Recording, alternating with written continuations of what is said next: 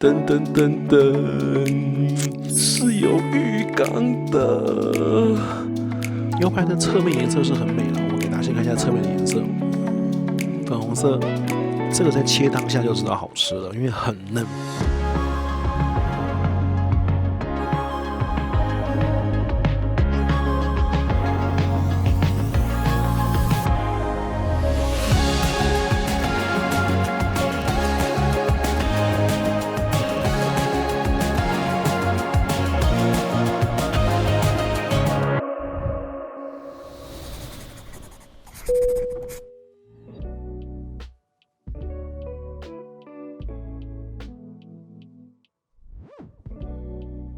我們今天呢，給大家開箱的是在法蘭克福機場盧夫桑薩的頭等貴賓室。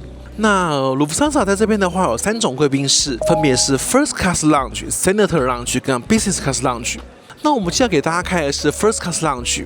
那 Senator 的話，其實等級也是很高了，是除了星空聯盟金卡之外，給自家高等會員的 Lounge。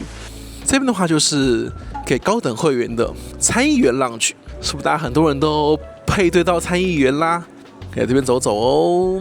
頭等貴賓室的話，第一就是如果你搭的是盧夫桑薩的頭等艙的話，可以有一個 free guest， 或者你是在 Senator 之上，你是 Home Circle 的會員。那除了 First Class 跟 Home Circle 的會員的話，要進頭等貴賓室只有一種方法哦，那就是擁有美國運通的黑卡。黑卡的話呢，自己可以免費進入，帶一名賓客需要120歐元，也只能帶1名而已。好，所以要進到這間盧夫桑薩的頭等貴賓室，只有這以上3種方法。那這一間到底有沒有很厲害呢？我們就進去準備來瞧瞧嘍。Let's go， 走。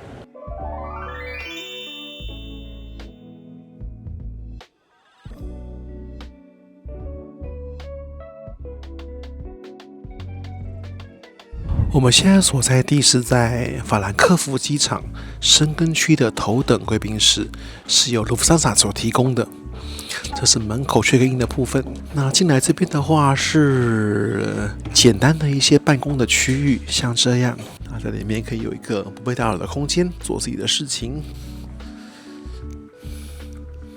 哦，它的商務辦公區是非常舒服，有個獨立區域，然後放了一瓶水。然後這邊的話是一個酒吧。那這邊有7大洲的一個地圖。那這在法蘭克福的話，頭等貴賓室是有2間的，一個在申根區，一個在非申根區。那進來之後，右邊就是一堆休息的座位。那這邊的話，就是有一個這邊最有名的 Cigar Lounge， 就是一個雪茄的一個 lounge。所以大家如果有抽雪茄的話，就可以去裡面嘍。這邊的話，一樣就是一堆座位的部分。那這邊的話，就有這個為盧夫桑薩頭等艙客人所特制的這個威士忌，在這邊，然後就是一些簡單的一些搭配威士忌的一些果子。這一間的話，以頭等來說的話，並不算大間，因為申根區嘛，就類似我們的國內線的概念，所以大概的環境的話，就只有像這樣。然後最後這裡面就是一個用餐的阿拉卡特的 dining 區域跟 buffet 的區域。這是盧夫桑薩頭等貴賓室的淋浴間，空間倒是非常的寬敞。備品是這個 Bellman， 就是這個巴黎的這個品牌，body lotion 啊，這些東西都有的。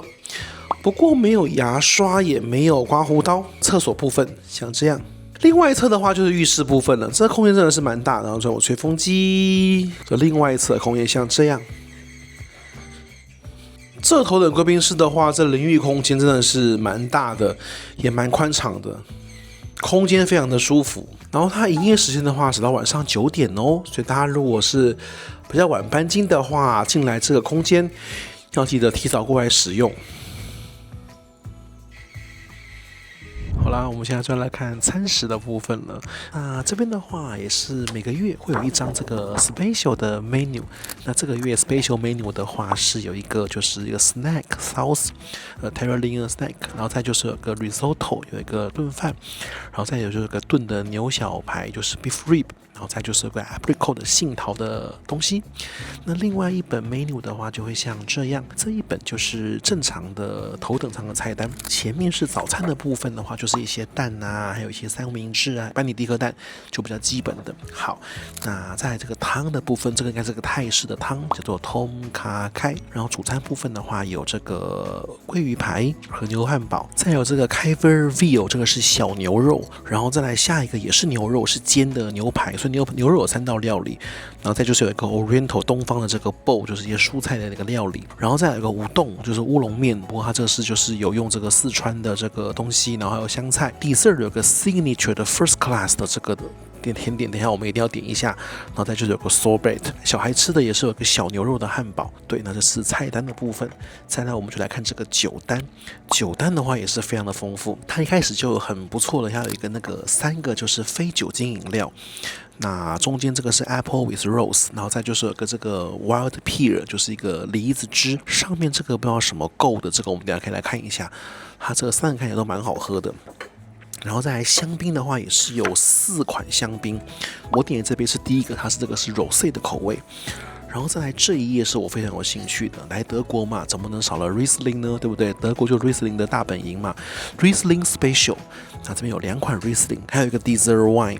白酒部分的話，又還有5種白酒哦，那這應該什麼口味都有，酒單是蠻不錯。還有那個阿根廷美多薩的紅酒，所以白酒有5款，紅酒有7款，然後2款 Riesling， 再一個甜點酒，然後4種香檳。好，這頭的貴賓室的這個酒單給過。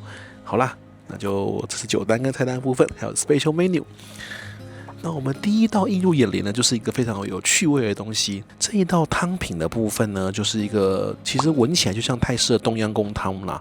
然後旁邊有一個很有趣的，這個他說這個葉子啊，要你用剪刀剪一剪，然後放入湯裡面，讓你自己動手做，有個趣味遊戲像這樣。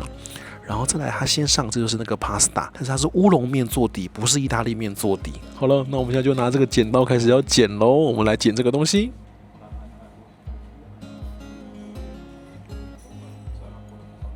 很有意思哈，所以我們現在就剪了這些葉子，然後丟進湯裡面，那我們就來喝喝看这個湯的口味如何了。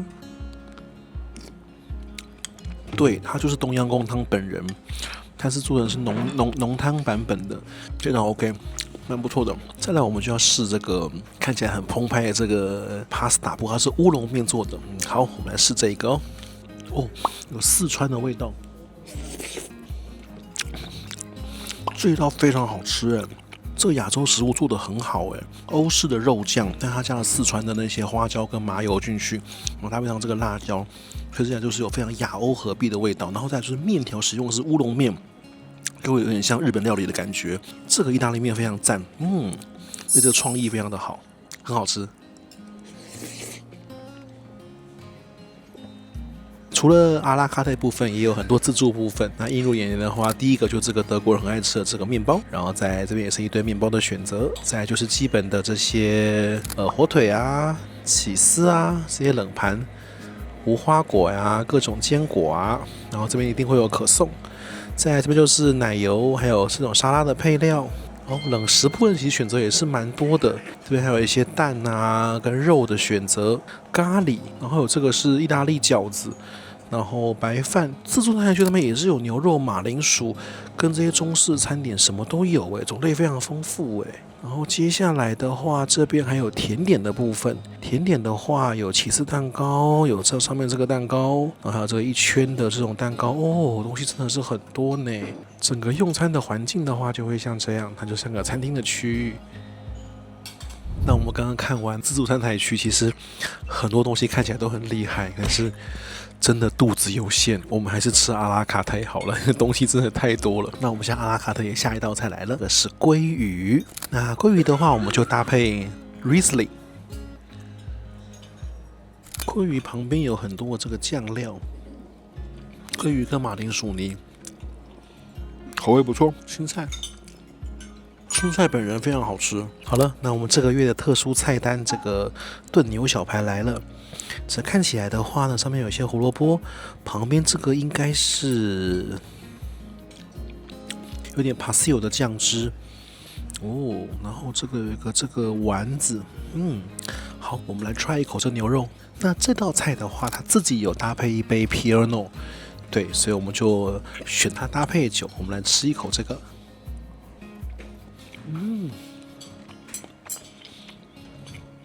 這牛肉好好吃哦。它的紅酒如何？紅酒也很棒。它是燉煮牛肉，就算全熟，不是什麼5分，但吃起來不會很韌，然後有點嚼勁，香味也是蠻足的。本來吃完剛剛那個燉牛小排之後就結束了，可是隔壁桌看起來有4個就是很厲害的人進來啊，都點這個 steak。我想說，那是不是 steak 很厲害？所以現在 steak 上來了，果然很厲害。它這個醬汁是咖喱的醬汁，所以這一邊的話，確實有亞洲跟歐洲很多融合的東西。那這個是個咖喱醬汁，然後配上一個生菜沙拉跟這個薯條。我們現在吃這個薯條，現炸的，好熱，好脆，好好吃哦。那我們再來試一口沙拉。沙拉是有蘆筍的，對不起，是黃瓜 ，sorry。然後芝麻葉。那他說有一款酒不在酒單上面，是卡本內蘇維翁，非常的厲害。我們來試一下。好，牛排的話，大家卡本內是一定正確，尤其這個是咖喱醬汁，這個醬汁比較濃厚，所以如果配一些像 Piano 啊或者其他的話，味道比較淡的紅酒的話就不行。那這個，所以我覺得這個配卡本內應該是非常好的選擇。我們來切看看是不是 medium 呢？剛剛切啊，手感就知道完全正確了。這個真的是非常漂亮的粉紅色，我們給大家來看一下。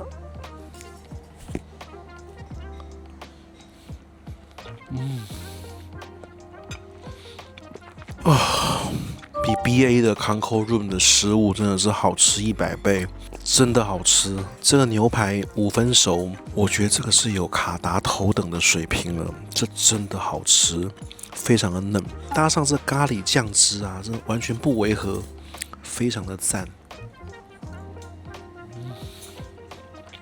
好了，我們的甜點上來了，這是杏桃 apricot 的甜點，然後配上這個應該是冰淇淋。這個 apricot 好吃，這杏桃酸酸的，配這個冰淇淋很棒。然後這是 dessert wine，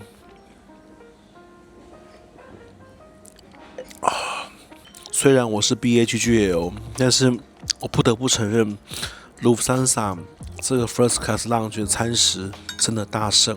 那我們再來試另外一個，是它的 signature。它的 signature 的話是這個 tomato 的這個冰淇淋，配上這個鴨子 First Class Duck， 它是一個巧克力甘納曲的白巧克力的 Duck。我們來吃一口這個 Duck，巧克力，真的是番茄冰淇淋哎，再配一口 dessert wine。這間 First Class Lounge 的這個餐食啊，真的非常不錯。待會兒我們再來跟大家慢慢解釋說，這個 First Class Lounge 的進入門檻，還有貴賓室的詳細的一些遊戲規則。我們最後還有這一杯是無酒精飲料，它是用這個洋甘菊調的一個特調，就剛剛那個無酒精的第一個，這個也是蠻好喝的。這一餐吃的非常的滿足，太棒了。最後我們來喝一口這個，這個是那邊寫的，為 Lufthansa First Class 這個特制的這個 Whisky， 是蠻香的，不錯，麥香味很濃。我來給大家說一下好了哈。這些 Lufthansa 的話是這樣子的，星空聯盟的話，並不像寰宇一家有所謂聯盟共通的頭等艙貴賓室的設計，所以像寰宇一家大家習慣就是分商務跟頭等，Lufthansa 並不是的。星盟貴賓室的話，都是用購物的那一間，就是商務貴賓室。那它在法蘭克福跟慕尼黑或是蘇黎世等等主場機場的話，因為漢莎是個很大的集團，它旗下有盧夫桑薩，然後有 Swiss， 然後現在也有奧地利，還有布魯塞爾，現在做個意大利航空，所以它在歐洲的 hub 其實蠻多的，包含就是 Frankfurt、Munich、Vienna， 然後布魯塞爾，然後最後還會有馬佩薩、米蘭跟 Rome。 那在這些 hub 的話，它會提供不同 class 的 lounge， business class lounge 最基本的就是商務貴賓室，那這個新盟經就能進去了。再往上一階是 Senator 參議員 Lounge， 這屬於盧夫桑薩的自家的一個特殊的會籍，就是所謂 Senator Lounge。再往上才是這個 First Class Lounge。那我今天進來是應用美國運通的黑卡，美國運通的黑卡的話是有特殊簽約，是可以用這個 First Class Lounge。所以這個 Lounge 的話是 Senator 進不來的。盧夫桑薩在 Senator 的上面有設一個 Home Circle 的會員，就可以進來這裡。我打一個比方好了，像新加坡航空基本的會籍分成金卡呀或鑽卡什麼的，那一些的話都等同於新盟金，那一些的話都只能進新加坡航空的 Gold Lounge。那在新加坡的話也分成新盟金卡 Gold Lounge， 然後 Business Lounge。然後再有 First Lounge， 那個 First Class Lounge 給誰呢？就是給 PPS Club。所以如果你是 PPS Club 的話，等於就是因為新盟成員他們並沒有在頭等貴賓室上面有一個齊平的一個標準，所以像這些有頭等艙的航空公司，其實新盟有頭等航空公司不多啦，就是全日空、新加坡航空跟樂普桑薩，像 UA 的話就沒有頭等了，所以新盟的話有头等航空公司並不多。那所以你可以這樣想象，在新加坡機場的話，新盟就是分成 Gold Lounge， 然後 Business Class、First 跟 Private Room 分成4階。新盟金卡可以用的，商務艙可用的，頭等艙可用，但其實這個頭等艙可用的其實就是 PPS Club， 因為你如果搭乘真頭等艙的話，你會用的是 Private Room， 所以那個 First Class Lounge 的話，其實給的是自家會員的最頂 PPS Club。那所以這邊的話其實有點像，在法蘭克福的話，你要硬說也可以分成4階，一般的商務貴賓室，然後 Senator 參議員貴賓室。然後這一間 First Class Lounge， 還有一個是 First Class Terminal， 它有一個專用的頭等艙的航廈，是最特別的。那頭等艙的航廈就是你如果搭乘頭等艙飛往洲際航線的話，你不用在這個航廈 check in， 你會有個獨立的航廈，這是全世界非常少見的，所以那也是我非常想體驗的一個體驗。對，等下次嘍。這邊的話，再跟大家提一下，在法蘭克福的話，這邊是有非常多間的盧夫桑薩 Lounge 的，商務艙有好幾間吶 ，Senator 也有好幾間吶。First Class 的話只有2間，就分別位在朗申根跟申根。朗申根的話在 Terminal B， 申根的話在這邊 Terminal A。對，所以這邊有2間。那我今天給大家拍攝的這一間的話是 Terminal A， 就是申根的部分。如果你把申根區比喻為國內線的話，那我覺得這邊作為一個國內線不需要安檢的一個頭等貴賓室，我覺得非常的強。剛剛吃的食物每間都很棒，那你唯一要詬病的話，可能就是空間可能真的是不夠大。我想遇到尖峰時刻，這邊可能會人滿為患。不過他把費那邊的給的食物其實也真的非常棒了，還是很有誠意的。對，我覺得這間還是非常的棒。今天幫大家來開箱這一間，我也非常的開心。這也屬於黑卡的福利之一哦。各位黑卡的夥伴們，如果你有機會進入法蘭克福、慕尼黑、蘇黎世這3個機場的話， First Class Lounge 是你可以進來的，所以秀出你的黑卡就可以進入了，這完全沒有問題哦。好啦，那這樣子的話，今天這一間就給大家開箱完畢了。那非申根區域，我們就下一個 part 再跟大家介紹。好啦，今天真的吃得很開心，那我要往布達佩斯飛了。大家午安啊，我們又來到法蘭克福機場了。我們上次拍的在盧夫桑薩，在申根區的 First Class Lounge。那我們今天來到非申根區嘍，因為我今天要飛倫敦，我們就離開申根區，所以它在非申根區的話，就會在 B 的這一側，在這裡。所以我們這邊看到一個盧夫桑薩 First Class Lounge B。歐洲集團航空公司在歐洲大陸的話，他們基本上貴賓室都會用這樣子的區分方式，因為他們不能講國內跟國外，就申根、歐盟、歐元，大家知道這是不一樣概念嘛。申根區是這個關於這個 passport control 這個部分，即便是不同國家，可是申根區的話，他們等於是不用再過 passport 這一關，所以就是會分開動線。所以我們現在今天飛倫敦的話，就離開申根區，那就會真的需要過移民關、過海關。所以我們在 A 區跟 B 區看到的貴賓室的話，就會完全不一樣。現在看到這個是盧夫桑薩的航廈，在 Terminal 1的部分。好，那我們就順着指標，我們要去找盧夫桑薩在非申根區的 First Class Lounge 嘍。在我們要前往德航頭等貴賓室的路上呢，我們發現這邊也有一家 Air Canada 的 Maple Leaf Lounge，順便去看一下吧。Let's go。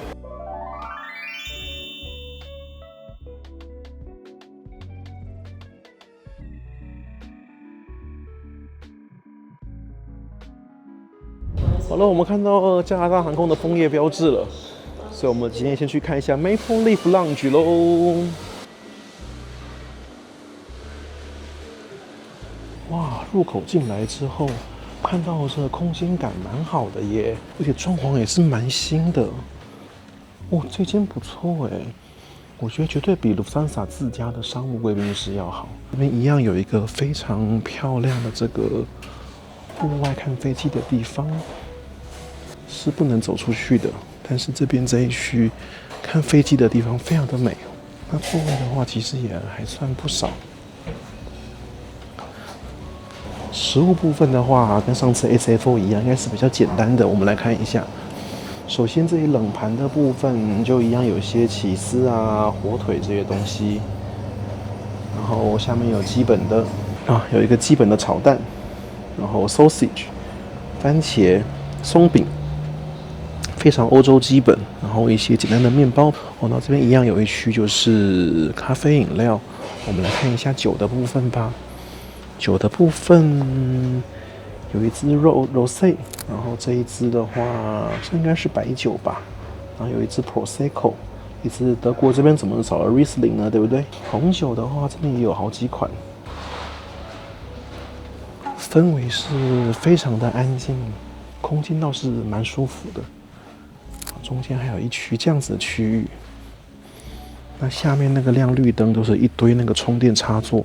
這個有 Type A， 有 Type C， 這應該是新的。這貴賓室應該是新改裝的，因為看插座就知道。然後這邊也有一些像這樣子的空間，這個一間一間，哦，這個地方很好哎，它有這個一間一間可以讓你躲在這邊。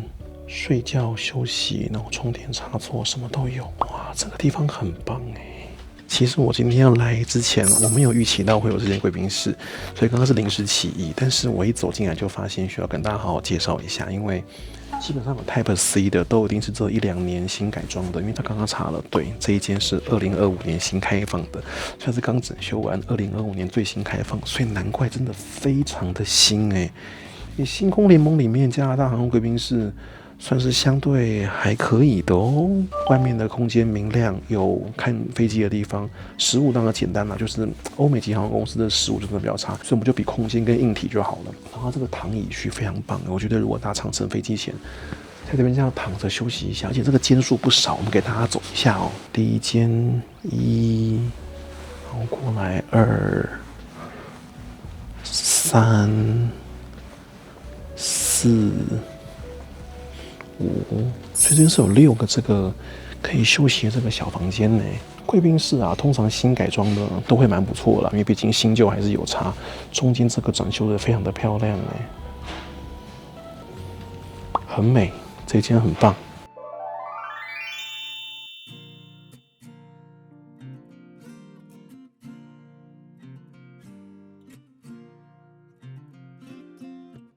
刚剛電扶梯走下來之後，就看到這邊就有標誌了。對，那這邊就有就是 First Class Lounge 跟 Business Class。哇，我們今天居然可以看到這一台耶，好美哦！哇，這盧森薩的7478耶，這一台叫做 Bayer， 全世界現在有7478還在營運的，只剩盧森薩還有中國國航跟大韓航空了，這比380還要稀有啊！今天真的是幸運滿滿呢，就是先來一個意外的收穫，加拿大航空貴賓室非常的漂亮，在 B22登機門旁邊，我們準備要拍這間盧森薩 First Class Lounge 之前，又看到意外的驚喜，捕捉了 LH 的747-800，超級美麗。好了，那我們下進入我們的今天的主題了。哇，走進來之後真的太驚人了！剛剛進來的櫃檯人員非常的 nice， 帶我寒暄了一陣。白天時間淋浴設備比較沒有人使用，所以我們趕快來借機體驗一下。因為他跟我說，這個淋浴設備這邊這一區啊，總共有2間 sleeping room， 這邊的話還有可以做付費做的一些 SPA。對，所以這邊是個 SPA 的區域。然後現在最厲害的東西要來嘍，因為他說這裡面只有一間這個房間，噔噔噔噔，是有浴缸的。哇，那這個真的是很棒哎！看來現在這個頭等貴賓室有這個浴缸可以洗澡，好像變得標配了。我們上過卡達那一集，卡達那個是按摩浴缸更厲害，空間更大。不過這間裝潢呢，我覺得很漂亮。我們再給大家仔細看一下它整個裝潢的風格哈。這個門口走進來的話，這邊就是一個 shower 的部分，備品的部分跟門口掛的是一樣的。這邊用的是這個，大家有沒有很熟悉啊？我想應該很多人跟我一樣很熟悉吧 ，Bellman 是不是很熟悉？君悅，全世界的 Grand Hyatt 都用這個品牌，所以它這邊是用一樣的東西。然後桌上備品的話也是整套的，都是這個 Bellman。這個洗澡真的是非常的舒服哎。這麼漂亮的浴缸不洗太對不起自己了，對不對？這一定要洗一下嘛，洗完再來吃飯，這真的很美。大家如果進來的話，趕快先問一下有沒有 bathtub 可以預約哦。有的話，趕快把它搶下來，這個真的非常值得來體驗吶，超棒的啊！哦，洗完澡，這個浴缸泡的真的是太舒服了。我覺得我離開這個浴缸之前，要再給大家照一次。這邊就是 SPA 剛剛的預約區域，然後如果要預約浴缸也在這裡，有shower room啊，浴缸預約都在這邊。那淋浴間出來這邊，這裝潢也是非常的美麗。然後這邊的話，就真的跟深耕區不太一樣，這邊的空間非常的寬敞，而且就有這個落地的這個陽光很美。然後這邊一樣有一個這個很經典的這個酒吧，酒吧也是很漂亮。然後靠近窗邊的話，也是有像這樣子很舒服的躺椅。然後這邊當然有一個抽雪茄的，這個是德航的特色 Cigar Lounge。它這一區的話，就都是在窗邊這些躺椅哦，這躺椅很舒服。然後接下來這邊中間也是一個開放的區域。然後左邊這個區塊的話，就是有這個辦公的位置。辦公區域的話，就會像這樣，一間一間的獨立的包廂隔間，可以在裡面做一些辦公區域。那這辦公區域的話，就會像這樣。非常的寧靜，非常的舒服。這邊的話，我們看到這個禮拜的特色。這個禮拜特色的話是這個，這邊是巴西州，然後這就是放一幅巴西當地的畫，很巴西風格。這也是經常更換主題。上次我們在深耕區的話，主題也是不一樣的。那這禮拜的主題是巴西，所以會有特制菜單。它一般菜單的話，跟上次深耕區是一樣的，我們就不重複給大家介紹。我們來看這個巴西菜單。第一個小菜是一個 trout roll， 就是那個鱒魚，然後再有一個簡單的一個意大利麵，然後再就是這個 Philly 牛排，最後是一個甜點 crumble mousse 巧克力 mousse。我們今天就來吃一頓這個巴西大餐。整個貴賓室的空間也非常的舒服，看出去很美。好，這個不輸給剛剛加航貴賓室了，有頭等的架勢。那我們接下来就看到自助餐台區嘍。這邊的話，首先就是一樣会有一堆這個麵包的部分。然後蛋撻，上次我們跟大家吃過了。這邊餐台區的部分，倒跟上次深耕區的話，長得是一模一樣的，就用快速帶過去。那我們今天座位就坐在這邊啦。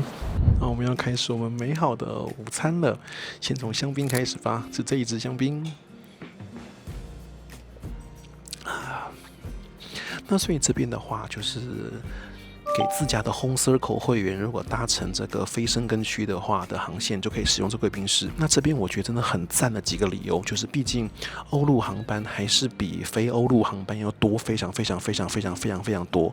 所以深耕區那一間，上次我們去的時候，即便我們那次搭的是往布達佩斯，是當天最晚的班機了，可是貴賓室裡面其實人還是有不少。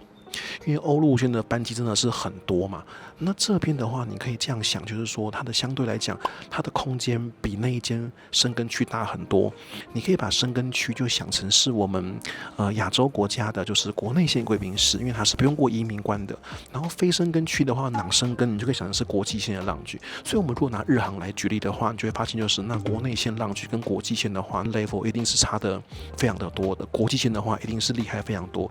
所以這一間囊深耕的就確實比那間深耕的，我覺得有做到這一點，整個氣派的程度、裝潢的風格、大小、面窗的部分，真的都好非常多，就真的有頭等貴賓室的架勢。那今天剛好又非常的幸運，因為我今天來到的時候剛好食物都是一樣的，所以我們那個主 menu 部分我就沒有給大家拍了，因為那個主 menu 就跟我們影片前半段是一模一樣的，那就是今天的特殊就是這樣巴西 menu。是小張的。我們剛剛給大家拍過那個大張版本的哈，所以我今天就跟他說好，我今天就吃巴西美女，就是4道式的，他都幫你設計好了，看看食物的口味怎麼樣，我們來好好來嘗試一下。我今天不知道這邊這麼好玩，否則我可能會更早來。對，我今天其實提早了，因為我還要退稅，是下午2點的航班。其實本來應該是9點鐘就想要來，我想要提早5個小時來，然後慢慢的辦退稅啊，進來裡面閒晃。但是大家都知道，就是我們的 Deutsche Bahn 就是德鐵，就是好就不用說了。我昨天在法蘭克福的時候也是遇到就是大延誤，就是那個車子，我只不過要從我住的地方就是 Mainz 要到 Frankfurt， 就是延誤到爆炸。对，那今天也是早上來的時候，火車也是壞掉延誤，所以我比我本來預期時間其實晚到了不少。然後在辦完退稅之後進来。所以現在時間不夠，要不然如果時間夠的話，我其實是蠻想去做這個 SPA 的。它東西其實蠻多的，還有一般的 massage， 還有專門給男士的business treatment， 這個很讚，刮鬍子啊 ，face mask 啦 ，relaxation of the eyes 啊，讓這個商務人士在這邊可以煥然一新，這是 business treatment， 這個我就很有興趣了。然後你也可以做這個 clean and fresh。然後 comfort legs spacious for men， 這真的很特別。好，我們的第一道菜來了。第一道菜，好，這第一道菜呢，它是用那個橄欖油，一些這個 orange， 然後主要是這個 trout roll， 這應該是鱈魚子啦，這有點日式吃法啦，然後中間有一些這個鮭魚卵，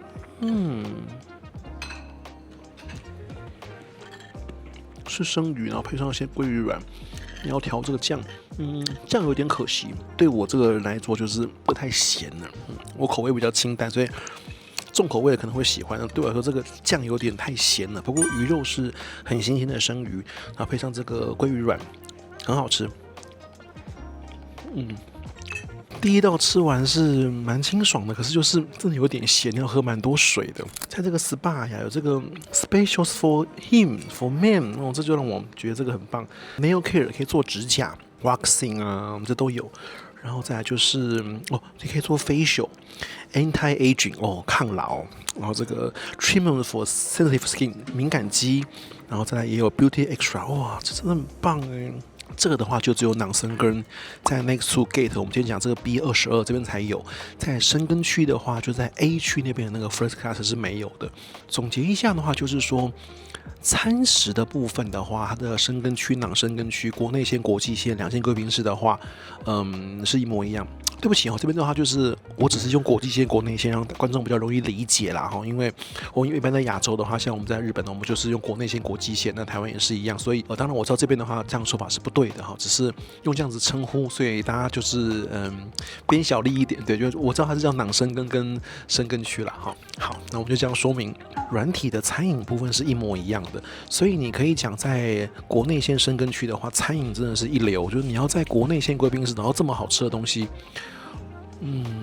我覺得那些食物的品質可以跟紐約那間Chelsea比酒單可能沒那麼厲害啦，對，不過也是相當不錯啦。但這個國際線這邊的話，多了幾個東西就第一個多了這個 SPA， 然後再來就是洗澡的間數變多，然後這邊有那個浴缸，所以浴缸跟這個 First Class SPA 跟洗澡空間的備品跟裡面的裝潢這邊都比較好，那這也是非常合理的。我在國泰的時候跟大家講過，就是說像國泰航空也是一樣，它在短程線貴賓室就不會設淋浴間，因為它短程線，像我今天要不是要來體驗的話，我只是從法蘭克福搭到倫敦，我洗什麼澡啊？对啊，那長程線才有洗澡的需求嘛，所以他把這個比較厲害的這個浴缸啊，然後洗澡區域放在這個國際線，就是囊生根區是很合理的。然後再來就是空間的話，當然這邊就更大、更舒服、更明亮。然後那邊的話，就是跟這邊都有這個抽這個雪茄的這個特殊的這個區域，那這兩邊的特色都是一樣的。好，我們第二道菜上來了，哇，這第二道看起來就沒話說，這個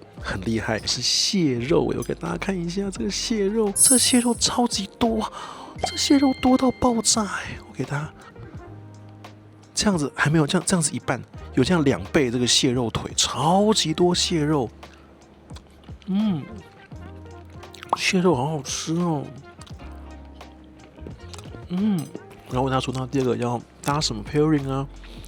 白酒，他就說一定 Chablis 啊。深得我心，我搭頭等也最喜歡喝 Chablis。好棒啊！我剛剛那一道應該是我在貴賓室裡面吃過裡面蟹肉海鮮放最多的，在日航貴賓室也沒有吃過這麼多螃蟹，那真的螃蟹滿到就是你是要一口蟹肉一口麵團，否則是蟹肉吃不完，蟹肉真的多到爆炸，料比麵還多，真的是很棒。然後那個酒 Chablis 真的也好喝。那像我們要上真的主餐的，虽然是牛排，是巴西牛排。那這個的話，它就叫 Brazilian， 就是巴西式的牛排。对，那我們來試試看呢。旁邊的配菜，我們現在吃看看哈，配菜。調味過的沙拉，這應該是南瓜泥。牛排的側面顏色是很美啦，我們給大家先看一下側面的顏色，粉紅色。這個在切當下就知道好吃了，因為很嫩。好嫩哦！今天熱情的服務員說酒他來推薦，我說好，那就搭什麼酒呢？巴西嘛，搭阿根廷的酒，南美組合。這個的 Touch of Brazil 很不錯哎，是不是要去一下 Brazil？ 好，我把牛排吃完。這一餐比我想象中的要滿足很多，真的好吃，而且以歐洲來說，真的體驗很好。最後這個甜點是巧克力慕斯的東西啦，我們來試試看嘍。巧克力慕斯的東西，很巧克力，巧克力不錯啦，不過巧克力不是我的菜。他說建議搭卡布奇諾，咖啡好喝，然後歐洲嘛，總是要給巧克力的嘛，對不對？巧克力好可愛，好了，我們這一餐要 perfect ending 嘍。好啦，那我們現在吃飽喝足了。好啦，那我們最後就來說一下，說我今天怎麼進來的。我當然是沒有 Home Circle 的會員啦，所以我今天用的是美國運通黑卡的福利進來的。那黑卡除了全世界有出，就是這個 Central Lounge 這個我們可以進入之外，也有簽了很多，就像 Plaza 這樣貴賓室。那其中航空公司貴賓室也有簽一些。那像在歐洲的話，就可以用這個德航集團的，在法蘭克福啊、慕尼黑啊、蘇黎世，可以用德航集團，包含澳航、瑞航的頭的貴賓室。那黑卡，那白金卡我記得可以用商務那邊啦，不過那邊的話，就真的你有一張新盟金也就可以用，其實蠻普通的。那黑卡的話，我覺得大家千萬不要錯過這個福利，因為這個福利真的是很不錯。因為人家 Home Circle 會員真的是要真金白銀花很多錢才可以累積到。那我們有一張黑卡，我們就可以進來這邊體驗。我只能說這是個很棒的體驗。所以美國運通黑卡在這航空公司貴賓室還是有簽一些，讓大家可以方便使用。我覺得這點是蠻不錯的。那我覺得就是要比起來的話，長榮的 Garden 還有 Lufthansa 集團的這個頭等貴賓室跟 Delta Sky Club 的話，當然是 Lufthansa 在歐洲這個頭等貴賓室是最優質的，所以大家如果來歐洲，那你搭乘盧布桑薩集團，那一定要搭乘漢莎集团的航班哦。就是你搭的漢莎集團都可以，就是漢莎、瑞航、澳航這個都可以。各位 Centurion Card 的夥伴們，這個福利真的超棒。還有一點，可以帶人，要錢，見仁見智。我覺得是可以用錢解決的事情。都是簡單，最怕的就是他直接說不能帶人是最麻煩的。那要付錢可以帶人，我覺得那都是好辦事。因為有時候跟朋友一起來的話，花點錢大家都可以進來，一起很舒服。那而且我覺得申根區可能就還稍微不划算一點。那這間我就覺得毫無疑問了。如果你可以花這個錢進來，泡個澡，吃個東西，休息一下，我覺得這個錢花的非常的值得。這一間真的沒什麼好說的，就是真的很棒。像我們說的航班啊，非申根區的，你看現在我們這個時間只有1點半一班紐約、紐華克，1點半一班杜拜，然後1點40分的 Mexico， 這就是我要搭2點05的倫敦。這邊人很少，也正常的，就是你要 Home Circle 會員或黑卡才能進來。對，然後而且如果你搭真頭等艙的話，你會去頭等航廈，所以這邊真的是我覺得有黑卡的各位千萬不要錯過。好啦，既然有簽到本的話，我們也來留念一下經貝貝維夫私訪 Eric。2025年11月26，如果有觀眾也來這一間，然後有拍到這個簽名的，跟我分享哦。那跟大家說再見嘍。那大家繼續關注頻道，幫我分享出去哦。對啊，大家留言我有看到，到現在還沒有1萬訂閱，我覺得也很奇怪。我們2026分享更多有趣的體驗哦。大家拜拜。好，那這個就是慕尼黑漢莎頭等貴賓室唯一的一間有浴缸的洗澡間。這個牛排看起來顏色是不是非常的漂亮，非常的好吃啊？好驚人的顏色啊，對不對？